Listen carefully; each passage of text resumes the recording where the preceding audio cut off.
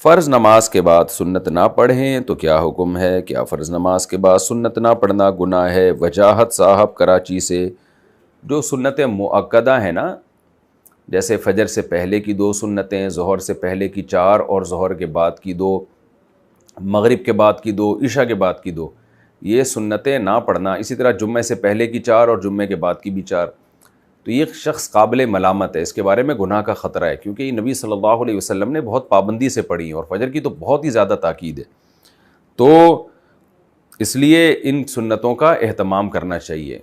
تو قابل ملامت عمل وہی ہوتا ہے جس میں جو برا عمل کہلاتا ہے، تو ایسے گناہ تو نہیں ہے کہ کوئی جیسے فرض چھوڑنے کا گناہ ملتا ہے، لیکن ایسا بھی نہیں ہے کہ عام نوافل کی طرح کوئی چھوڑ دے تو کوئی حرج ہی نہیں ہے، تو حرج ہے، کیونکہ نبی صلی اللہ علیہ وسلم نے جب بھی یہ فرائض پڑھے ہیں تو ان کے ساتھ یہ 2 رکعتیں ایڈ کی ہیں آپ صلی اللہ علیہ وسلم نے، جن کو سنت مؤکدہ کہا جاتا ہے، تو اس لیے اس کا اہتمام کرنا چاہیے۔ ہاں کبھی کبھار چھوٹ جائے، کبھی بہت تھکاوٹ ہو یا سفر میں ہو آپ اور ٹریولنگ کر رہے ہوں،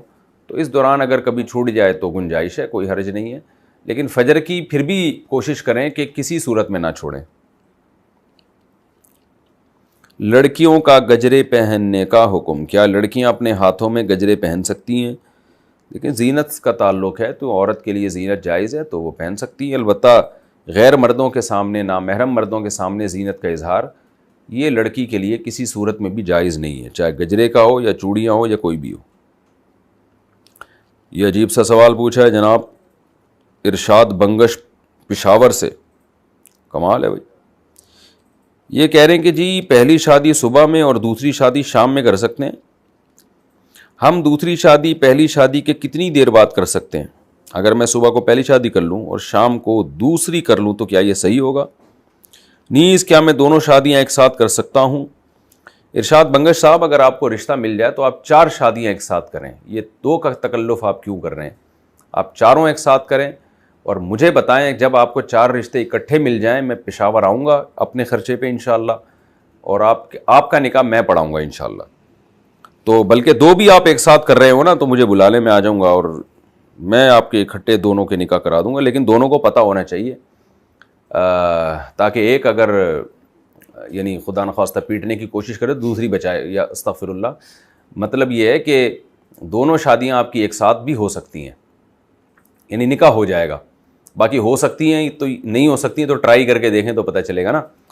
تو ایسے بھی نکاح جائز ہے کہ 2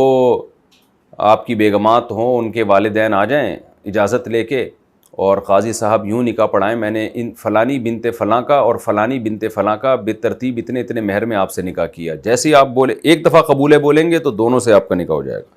کیسا زبردست نکاح ہوگا، سبحان اللہ۔ اس کے بعد پھر آپ کنفیوز ہوں گے پہلے جائیں کہاں، ہم ادھر گئے تو وہ بولے گی بھائی وہ ادھر کیوں جا رہے ہو، آج اس طرف گئے تو وہ بولے گی کہ ادھر کیوں جا رہے ہو، تو اس کا پہلے سے آپ نے حل نکال کے رکھنا ہے اور ایک اچھا سا ہیلمٹ تیار کر کے رکھنا ہے اپنے لیے۔ اچھا بھائی، بہرحال جائز ہے، جو آپ کا اصل سوال ہے وہ یہ کہ جائز ہے۔